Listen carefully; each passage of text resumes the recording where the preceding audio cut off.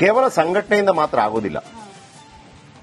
ಸಂಘಟನೆಯಿಂದ ಈ ಬಿಜೆಪಿ ಅವರ ಪ್ರಾಬ್ಲಮ್ ಏನಪ್ಪಾ ಅಂತಂದ್ರೆ ನಾವೇನು ಇಷ್ಟು ಸಾಲಿಡ್ ಆಗಿ ಸಂಘಟನೆ ಇದ್ದೀವಿ, ಸಂಘ ಇದೆ. ನೋ, ಈಗ ನಳಿನ್ ಕುಮಾರ್ ಕಟೀಲ್ ಅವರು ಇದ್ರಲ್ಲ, ಅವರು ಸಂಘಟನೆಯಲ್ಲಿ ನಂಬರ್ 1 ಅವರು ಎಲ್ಲಾ ಕಡೆ ಸುತ್ತಳು. ಅವ್ರೇನ್ ಅನ್ಕೊಂಡಿದ್ದಾರೆ, ಇಷ್ಟು ಮಾಡಿದ್ರೆ ಸಾಕು, ಹಂಗಾಗಲ್ಲ ಅಂತ.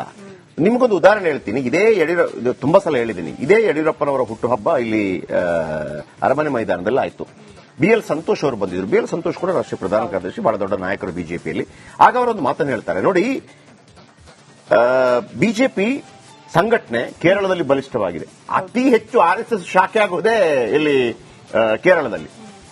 ತಮಿಳುನಾಡಿನಲ್ಲಿ ಸ್ಟ್ರಾಂಗ್ ಇದೆ, ಆಂಧ್ರಪ್ರದೇಶದಲ್ಲಿ ಸ್ಟ್ರಾಂಗ್ ಇದೆ, ತೆಲಂಗಾಣದಲ್ಲಿ ಸ್ಟ್ರಾಂಗ್ ಇದೆ, ಕರ್ನಾಟಕದಲ್ಲಿ ಸ್ಟ್ರಾಂಗ್ ಇದೆ. ಆದರೆ ಅಲ್ಲೆಲ್ಲ ಯಾಕೆ ಬಿಜೆಪಿ ಬರ್ತಾ ಇಲ್ಲ ಅಂತಂದ್ರೆ ಅಲ್ಲಿ ಯಡಿಯೂರಪ್ಪ ಅಂತ ನಾಯಕ ಇಲ್ಲ ಅಂತೇಳಿ. ಇದನ್ನು ಒಂದು ಅರ್ಥ ಮಾಡ್ಕೋಬೇಕು. ನಂಬರ್ 1 ಇದು. ಇಲ್ಲಿ ಯಡಿಯೂರಪ್ಪನವರ ಪರವಾಗಿ ಜೈ ಅಂತಿದ್ದೀನಿ ಅಂತಲ್ಲ ನಾನು ಹೇಳ್ತಿರೋದು. ಈಗ 2009ರಲ್ಲಿ ಎಲೆಕ್ಷನ್ ಆಯಿತು, ಯಾವುದು ಲೋಕಸಭಾ ಎಲೆಕ್ಷನ್.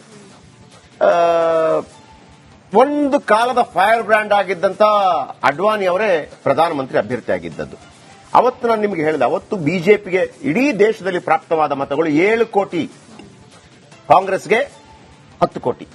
ಕಾಂಗ್ರೆಸ್ ಅಧಿಕಾರಕ್ಕೆ ಬಂತು, UPA ಸಮ್ಮಿಶ್ರ ಸರ್ಕಾರ.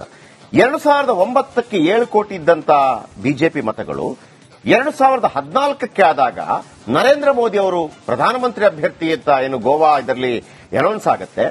ನಂತರ ನಿಮಗೆ ಬಿಜೆಪಿಗೆ ಬಂದ ವೋಟ್ ಎಷ್ಟು ಗೊತ್ತಾ ಶ್ರುತಿ? 17 ಕೋಟಿ. ನಿಮ್ಗೆ ವೆರಿ ಗುಡ್, ನೆನಪಿಟ್ಕೊಂಡಿದ್ದೀರಿ ನೀವು ನೋಡಿ. 7 ಕೋಟಿಯಿಂದ 17 ಕೋಟಿ. ಹಾಗಂತ ಅಡ್ವಾಣಿ ಅವರು ದೊಡ್ಡ ನಾಯಕರಲ್ವಾ? ಖಂಡಿತ ದೊಡ್ಡ ನಾಯಕರು. ಆದರೆ ಶ್ರೀಕೃಷ್ಣ ಒಂದು ಮಾತು ಹೇಳ್ತಾನೆ, ಬದಲಾವಣೆ ಜಗದ ನಿಯಮ. ಆಯಾಯ ಕಾಲಕ್ಕೆ ಆಯಾಯ ಕಾಲಘಟ್ಟದಲ್ಲಿ ಅಡ್ವಾಣಿ ಅವ್ರಿಗೊಂದು ಅವಕಾಶ ಇತ್ತು. ಯಾವ ಗೊತ್ತಾ? ಅಟಲ್ ಬಿಹಾರಿ ವಾಜಪೇಯಿ ಅವರು ಸ್ವಲ್ಪ ಸೈಡ್ ಲೈನ್ ಆಗ್ತಾ ಇದ್ರು ಒಂದು ರೀತಿಯಲ್ಲಿ. ಅಟಲ್ ಬಿಹಾರಿ ವಾಜಪೇಯಿ ಬೇಡ, ಅಡ್ವಾಣಿ ಬರಲಿ, ಅಟಲ್ ಬಿಹಾರಿ ವಾಜಪೇಯಿ ಬೇಡ, ಅಡ್ವಾಣಿ ಬರಲಿ ಅಂತೇಳಿ. ಆದ್ರೆ ಅಡ್ವಾಣಿ ಅವರಿಗೆ ಯಾಕೆ ಆ ಮಹತ್ವ ಅಂತಂದ್ರೆ, ಅಡ್ವಾಣಿ ಒಂದು ಮಾತನ್ನು ಹೇಳ್ತಾರೆ, ಅಡ್ವಾಣಿ ಮನಸ್ಸು ಮಾಡಿದ್ರೆ ಅವತ್ತು ಆಗ್ತಿತ್ತು. ಯಾವುದು? ಅಟಲ್ ಬಿಹಾರಿ ವಾಜಪೇಯಿ ಅವರನ್ನು ಸೈಡ್ಗೆ ಹಾಕ್ಬಿಟ್ಟು ಇಂಡಿಯಾ ಶೈನಿಂಗ್ ಇದೆಯಲ್ಲ, ಇಂಡಿಯಾ ಶೈನಿಂಗ್ ಇವರ ಹೆಸರಲ್ಲಿ ಹೋಗಬೇಕಾಗಿತ್ತು. ಬಟ್ ಅವ್ರು ಒಪ್ಕೊಳ್ಳೋದಿಲ್ಲ ಅದನ್ನ. ನೋ, ಎಲ್ಲಿ ತನಕ ಅಟಲ್ಜಿ ಇರ್ತಾರೆ ಅಲ್ಲಿ ತನಕ ಅವರೇ ನಾಯಕರು ಅಂತೇಳಿ. ಅದೇ ನಿರೀಕ್ಷೆಯನ್ನ ಅಡ್ವಾಣಿ ಅವರು ನರೇಂದ್ರ ಮೋದಿಯಿಂದ ಮಾಡಿರ್ತಾರೆ. ಬಟ್ ನರೇಂದ್ರ ಮೋದಿ ಅವರು ಎಷ್ಟು ಅಡ್ವಾನ್ಸ್ಡ್ ಆಗಿರ್ತಾರೆ ಅಂದ್ರೆ ಆ ಪ್ರೀತಿ ಗೌರವ ಕಡಿಮೆ ಆಗಿಲ್ಲ ಅಡ್ವಾಣಿ ಅವರ ಬಗ್ಗೆ. ಆದ್ರೆ ಇದರ ಅನಿವಾರ್ಯತೆ 17 ಕೋಟಿ. ಕಾಂಗ್ರೆಸ್ಗೆ 10 ಕೋಟಿ ಬಂದಿತ್ತಲ್ಲ, ಅದು 10 ಕೋಟಿಯಲ್ಲಿದೆ. ಈಗಲೂ ಕೂಡ 10 ಕೋಟಿಯಲ್ಲಿದೆ. 2024ರ ಚುನಾವಣೆ ಆಯ್ತಲ್ಲ, ಈಗ 24 ಕೋಟಿ. ಯಾರ್ದು? ಬಿಜೆಪಿ. ಕಾಂಗ್ರೆಸ್ 10 ಕೋಟಿ. ಯಾಕೆ ಅಂತಂದ್ರೆ ನಾನು ಹೇಳಿದೆ ಅದನ್ನೇ, ಅಲ್ಲಿ ಅಡ್ವಾಣಿ ಮತ್ತು ನೀವು ರಾಹುಲ್ ಗಾಂಧಿಯನ್ನ ಸ್ವಲ್ಪ ಕಂಪೇರ್ ಮಾಡ್ಕೊಳ್ಳಿ. ಯಾಕೆಂತಂದ್ರೆ ನೀವು ಸ್ವಲ್ಪ ಚೇಂಜಸ್ ಆಗ್ಬೇಕಲ್ಲಿಂತ. ಆ ಕಂಪ್ಯಾರಿಸನ್ ನಾನು ಹೇಳಿದ್ದಲ್ಲ. ನಾನು 2009ರ ಅಡ್ವಾಣಿ ಮತ್ತು 2014ರ ಅಡ್ವಾಣಿ ಅವರ ಬಗ್ಗೆ ಹೇಳಿದ್ದು. ಅಂದ್ರೆ ನೀವು ಆ ನಾಯಕತ್ವಗಳನ್ನು ಚೇಂಜ್ ಮಾಡ್ತಾ ಹೋಗಬೇಕು ಅಂತೇಳಿ. ಇಲ್ಲಿ ಸದಾನಂದ ಗೌಡರು ಒಂದು ಮಾತನ್ನು ಹೇಳಿದ್ರು, ಏನು ಕೆಜೆಪಿ ಕಟ್ಟಿದಾಗ ನಮಗೆ 40 ಸ್ಥಾನ ಬಂತು, ಯಡಿಯೂರಪ್ಪನವರಿಗೆ ಕೇವಲ 4 ಸ್ಥಾನ ಬಂತು. ಸ್ಥಾನ 4 ಬಂದಿರಬಹುದು, ಆದರೆ ಒಂದು ಕರೆಕ್ಷನ್ ಮಾಡ್ಕೋಬೇಕು ಸದಾನಂದ ಗೌಡರು. ಬಿಜೆಪಿಗೆ ಪ್ರಾಪ್ತವಾದ ಮತಗಳು 20%, ಕೆಜೆಪಿ ಬಂದಾಗ 20%, ಜೆಡಿಎಸ್ಗೆ ಬಂದ ಮತಗಳು 20%. ಅಂದ್ರೆ ಯಡಿಯೂರಪ್ಪನವರಿಗೆ ಎಷ್ಟು ವೋಟ್ ಬಂತು? 4 ಸೀಟ್ 4 ಆಗಿರಬಹುದು. ಪರ್ಸೆಂಟೇಜ್ ಆಫ್ ವೋಟ್ 10 ಬಂದಿತ್ತು, 10% ಬಂದಿತ್ತು. ಶ್ರುತಿ, ಇದು ಕರ್ನಾಟಕ ಇತಿಹಾಸದಲ್ಲಿ ರೆಕಾರ್ಡ್.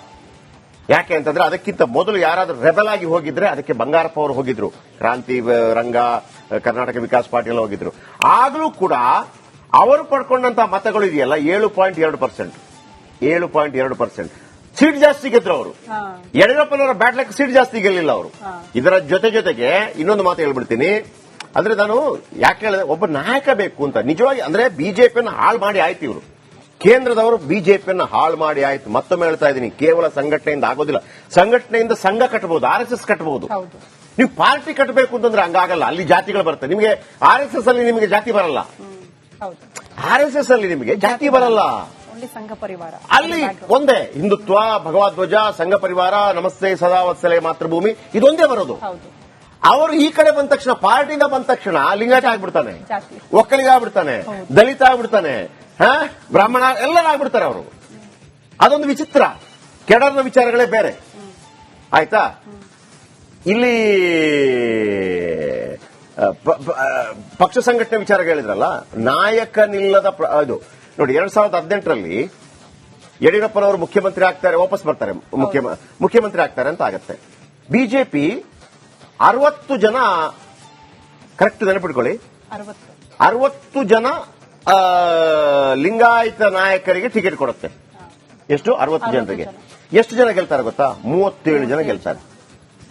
ಕಾಂಗ್ರೆಸ್ ಕೂಡ 55 ಜನರು ಕೊಡ್ತಾರೆ. ಎಷ್ಟು ಜನ ಗೆಲ್ತಾರೆ ಗೊತ್ತಾ? 15 ಜನ. 2018 ಆದ ನಂತರ ಮುಖ್ಯಮಂತ್ರಿ ಆದರೂ ಮುಖ್ಯಮಂತ್ರಿ ಪಟ್ಟದಿಂದ ಕೆಳಗಿಳಿಸಿದ್ರು. ನಂತರ ಚುನಾವಣೆ ಬರುತ್ತೆ 2023. ಇದೇ ಬಿಜೆಪಿ ಅಷ್ಟೇ 60 ಜನ ಲಿಂಗಾಯತರಿಗೆ ಟಿಕೆಟ್ ಕೊಡುತ್ತೆ. ಗೆಲ್ಲೋದೆಷ್ಟು ಗೊತ್ತಾ? 15 ಜನ.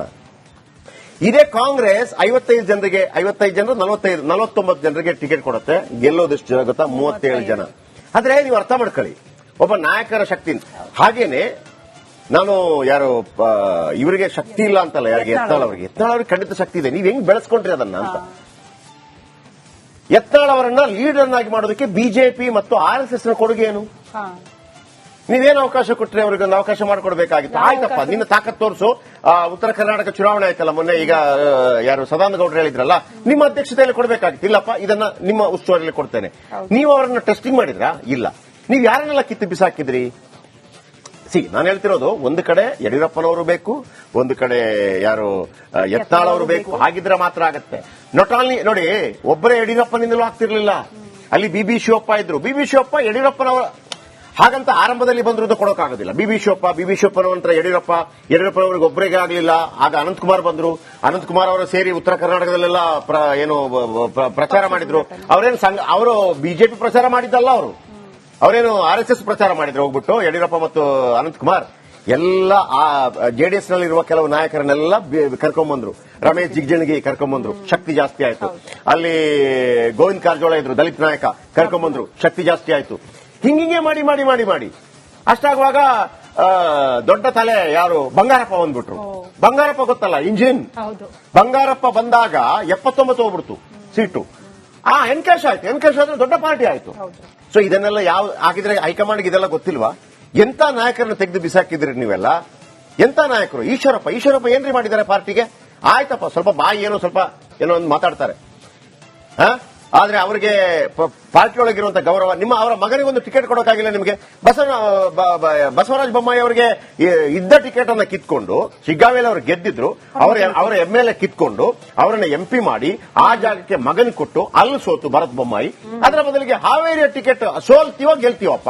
ಈಶ್ವರಪ್ಪನವರ ಮಗನಿಗೆ ಕೊಟ್ಟಿದ್ರು ಒಂದು ಸಮಾಧಾನ ಇರ್ತಿತ್ತಲ್ಲ. ಇಷ್ಟು ವರ್ಷಗಳ ಕಾಲ ಕೆಲಸ ಮಾಡಿದಕ್ಕೆ ಏನ್ ಮಾಡಿದ್ರು? ಏನ್ ತಪ್ಪು ಮಾಡಿದ್ದಾರೆ ಈಶ್ವರಪ್ಪ? ಏನ್ ತಪ್ಪು ಮಾಡಿದ್ದಾರೆ ಈಶ್ವರಪ್ಪ?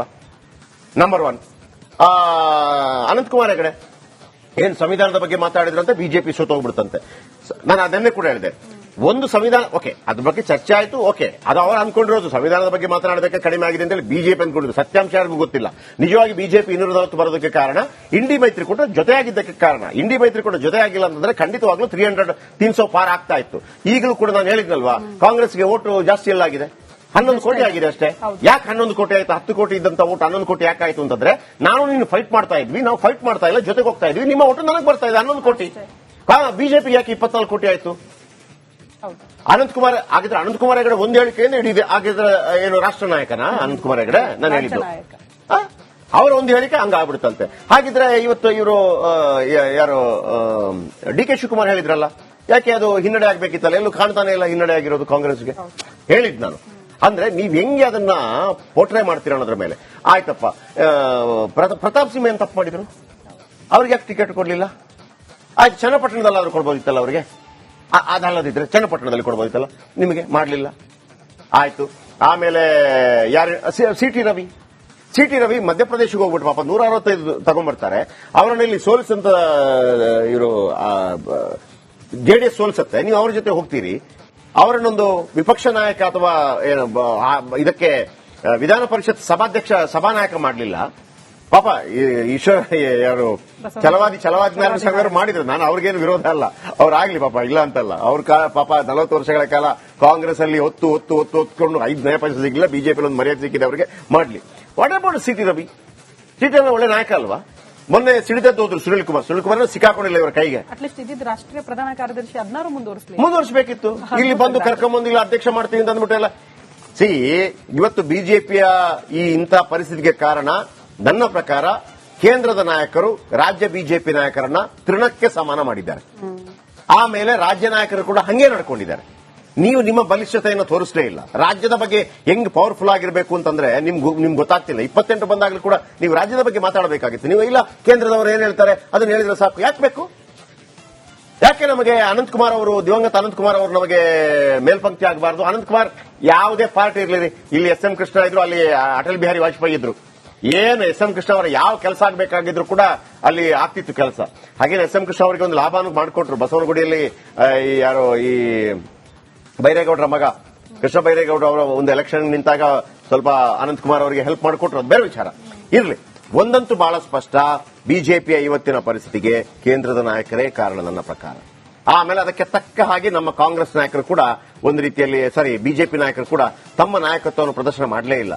ನಾವು ಚೆನ್ನಾಗಿರೋಣ, ನಾವು ಆಳ್ವಿಕೆ ಮಾಡೋಣ. ನಾನು ಹೇಳ್ತಾ ಇರ್ತೀನಲ್ಲ, ದಲಿತರ ವಿಚಾರಕ್ಕೆ ಸಂಬಂಧಪಟ್ಟ ಹಾಗೆ 1.5 ಕೋಟಿ ಜನ ಇದ್ದಾರೆ, SC STಗಳು, 106 ಜಾತಿಗಳಿದೆ. 106 ಜಾತಿಗಳು 3 ಬಾಗಿಲು, 1000 ಬಾಗಿಲು.